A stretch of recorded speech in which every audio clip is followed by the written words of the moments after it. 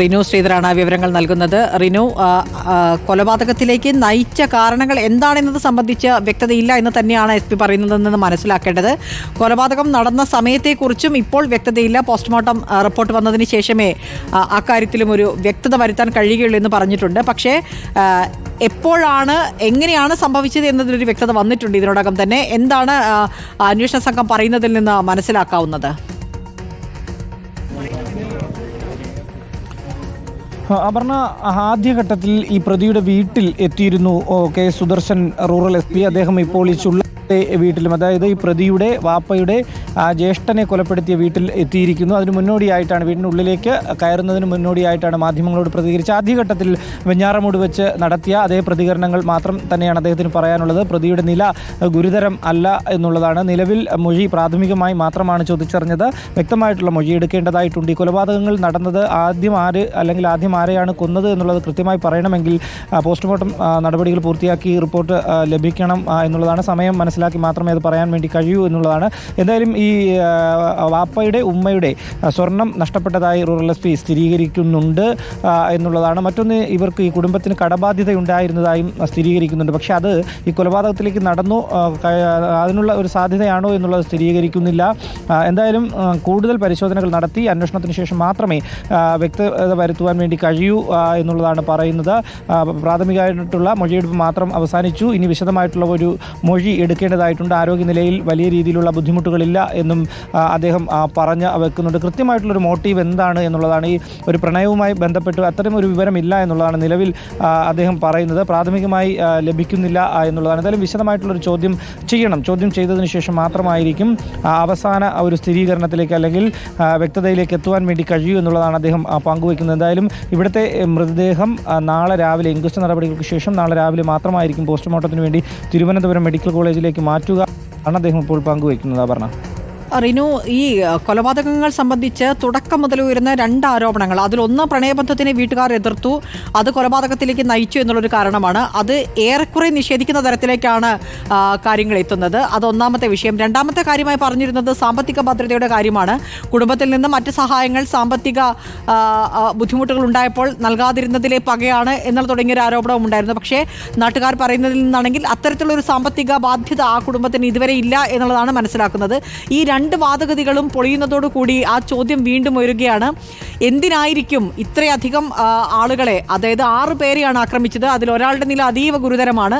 മറ്റ് 5 പേർ മരിക്കുകയും ചെയ്തു. മാത്രമല്ല 5 കൊലപാതകങ്ങൾ നടത്തിയതിന് ശേഷം നേരെ പോലീസ് സ്റ്റേഷനിലേക്ക് പോയി 5 പേരെ, ഞാൻ 6 പേരെ കൊന്നിട്ടുണ്ട്, നിങ്ങൾ എത്തുമ്പോഴേക്കും അവർ മരണം ഉറപ്പായിട്ടുണ്ടാവും എന്ന് പറയുന്ന തരത്തിലേക്ക് കാര്യങ്ങൾ എത്തുന്നു. അങ്ങനെ പ്ലാൻ ചെയ്ത് നടത്തിയ ഒരു കൊലപാതകമാകുമ്പോൾ ഈ പറയുന്ന വാദഗതികളെല്ലാം ഖണ്ഡിക്കുന്ന തരത്തിലേക്ക് എത്തുമ്പോൾ ആ ചോദ്യം തന്നെയാണ് അവശേഷിക്കുന്നത്. എന്തായിരിക്കാം അഫാനെ കൊലപാതകത്തിലേക്ക് നയിച്ചത് എന്നുള്ളത് തന്നെയാണ്. മറ്റെന്തെങ്കിലും സൂചനകൾ, കാരണം പോലീസ് പറയുന്നത് ഇയാളിൽ നിന്ന് കൃത്യമായി മൊഴിയെടുക്കാൻ കഴിഞ്ഞിട്ടില്ല, മൊഴിയെടുത്തതിന് ശേഷം മാത്രമേ വ്യക്തമായൊരു മറുപടിയിലേക്ക് എത്താൻ കഴിയൂ എന്നാണ്. എങ്കിലും ചില കാര്യങ്ങൾ, കാരണം ഇത് ഒരു കൊലപാതകം നടത്തിയ പ്രതി നേരിട്ട് പോലീസ് സ്റ്റേഷനിലേക്ക് എത്തുന്നു, അയാൾ അവിടെയാണ് കാര്യങ്ങൾ ആദ്യം തന്നെ പറയുന്നത്. സ്വാഭാവികമായും ആദ്യം നൽകിയ മൊഴിയിൽ ഇതുമായി ബന്ധപ്പെട്ട പല കാര്യങ്ങളും പറഞ്ഞിട്ടുണ്ടാകും. അതിന്റെ വിശദാംശങ്ങൾ പോലീസ് പറയുന്നുണ്ടോ?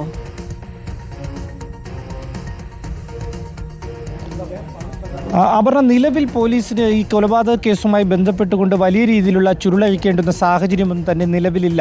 വലിയ രീതിയിൽ അന്വേഷണ സംഘത്തിന് ബുദ്ധിമുട്ടുണ്ടാവുകയുമില്ല എന്നുള്ളതാണ്. പക്ഷേ ഉന്നത പോലീസ് ഉദ്യോഗസ്ഥരടക്കം സംഭവ സ്ഥലത്ത് എത്തി സ്ഥിതിഗതികൾ വിലയിരുത്തുന്നുണ്ട്. പ്രതി കസ്റ്റഡിയിലാണ്. പ്രതി ഒറ്റയ്ക്ക് ആണ് കൃത്യം നിർവഹിച്ചത് എന്നുള്ളത് തന്നെയാണ് നിലവിൽ സ്ഥിരീകരിക്കുന്നത്. പക്ഷേ മറ്റാരുടെയെങ്കിലും സഹായം ലഭിച്ചോ എന്നതടക്കമുള്ള കാര്യം, കാരണം 5 പേരെ ദാരുണമായി തലക്കടിച്ച് അല്ലെങ്കിൽ വെട്ടിക്കൊലപ്പെടുത്തുന്ന ഒരു സാഹചര്യമാണ് ഉണ്ടായത് എന്നുള്ളതാണ്. ഓരോ സ്ഥലത്തും ഓരോ ആയുധമാകാം കൊലയ്ക്ക് ഉപയോഗിച്ചത് എന്നുള്ളൊരു സംശയവും പോലീസിനുണ്ട്. എന്തായാലും ഈ ആയുധം ഹാമർ, അതായത് പ്രതിയുടെ വീട്ടിൽ നിന്ന് തന്നെ കണ്ടെടുത്തു എന്നുള്ളതാണ്. ആ ഒരു ആയുധം ഉപയോഗിച്ചാണ് കൊലപ്പെടുത്തിയതെങ്കിൽ അവസാനമായിരിക്കണം പ്രതിയുടെ കുടുംബത്തിലുള്ളവരെ അല്ലെങ്കിൽ ഉമ്മയെ ആക്രമിച്ചത്, അതുപോലെ തന്നെ സഹോദരനെ കൊലപ്പെടുത്തിയത് എന്നുള്ളൊരു സംശയവും പോലീസിന് ഉണ്ട്. എന്തായാലും ഇതിൽ കൃത്യമായിട്ടുള്ളൊരു വ്യക്തത വരുത്തേണ്ടതായിട്ടുണ്ട്. വ്യക്തത വരുത്തണമെങ്കിൽ അന്വേഷണം വേണം. ഈ പ്രതിയുടെ മൊഴി കൃത്യമായി തന്നെ രേഖപ്പെടുത്തേണ്ടതായിട്ടുണ്ട്. അതുകൊണ്ട് തന്നെ ഈ ആരോഗ്യസ്ഥിതിയിൽ ചില ബുദ്ധിമുട്ടുകൾ ഉള്ളതുകൊണ്ട്, പക്ഷേ ഗുരുതരമാവസ്ഥയല്ല എന്നുള്ളതാണ്. പക്ഷേ ഈ ആരോഗ്യസ്ഥിതിയിൽ ചില ബുദ്ധിമുട്ടുകൾ ഉള്ളതുകൊണ്ടും ഡോക്ടറുടെ അനുമതി തേടേണ്ടതായിട്ടുള്ളത് കൊണ്ടും നാളെ രാവിലെയോടുകൂടി കൂടുതൽ മൊഴി രേഖപ്പെടുത്താൻ കഴിയുമെന്നുള്ളതാണ് പ്രതീക്ഷിക്കുന്നതായി rural S P K Sudarshanan പറഞ്ഞത്. എന്തായാലും അദ്ദേഹം ഇപ്പോൾ ഈ പ്രതിയുടെ വാപ്പയുടെ സഹോദരനെ കൊലപ്പെടുത്തിയ വീടിൻ്റെ ഉള്ളിലാണ് ഉള്ളത്. ഇപ്പോൾ ഇൻക്വസ്റ്റ് നടപടികൾ രാവിലെ മാത്രമേ നടത്തുകയുള്ളൂ. തുടർന്ന് രാവിലെ തിരുവനന്തപുരം മെഡിക്കൽ കോളേജിലേക്ക് മാറ്റുമെന്നുള്ളൊരു വിവരവും ലഭിക്കുന്നു. എന്തായാലും രണ്ട് കാര്യങ്ങളാണ് ഇതുമായി ബന്ധപ്പെട്ട് ഉയർന്നു വരുന്നത്. ഒന്ന് സാമ്പത്തികമായിപ്പെട്ട കാര്യം, മറ്റൊന്ന് ഈ ഫർസാനെ പെൺകുട്ടിയെ വിളിച്ചുകൊണ്ട് വന്നതുമായി ബന്ധപ്പെട്ടുകൊണ്ട് എതിർത്തതാണ്. ഈ കുടുംബത്തിലെ ഇവരാണ് ഇതിന് എതിർപ്പ് നിന്നത്. അതുകൊണ്ട് തന്നെയാണ് ഈ കൊലയ്ക്ക് ഒരു കാരണമായി പറയുന്നത്. ഇങ്ങനെ രണ്ട് വാദഗതികളാണ് ഇതുമായി ബന്ധപ്പെട്ട് ഉയർന്നു വരുന്നത്. പക്ഷേ ഈ ഉമ്മയുടെ ഗുരുതരാവസ്ഥയിൽ കഴിയുന്ന ഉമ്മയുടെ ഒരു മൊഴി ഇതിൽ നിർണായകമാണ്. അവരുടെ ആരോഗ്യനില ആവുമെങ്കിൽ എന്താണ് ഇതിനുള്ള കാരണം, എങ്ങനെയാണ് ഇത് സംഭവിച്ചത് അടക്കമുള്ള കാര്യങ്ങളിൽ പോലീസിന് വ്യക്തത വരും. ഇല്ലെങ്കിൽ ഈ പ്രതിയുടെ മൊഴി തന്നെ എടുക്കേണ്ടി വരും. ഇത്തരം വലിയൊരു ക്രൂരകൃത്യം നടത്തിയ പ്രതിയുടെ മൊഴി അങ്ങനെ അങ്ങ് പോലീസ് വിശ്വസിക്കുന്നില്ല എന്നുള്ളതാണ്. പ്രാഥമികമായി എടുത്ത മൊഴി അങ്ങനെ അങ്ങ് വിശ്വസിക്കുന്നില്ല എന്നുള്ളതാണ് നമുക്ക് മനസ്സിലാക്കാൻ വേണ്ടി കഴിയുന്നത്.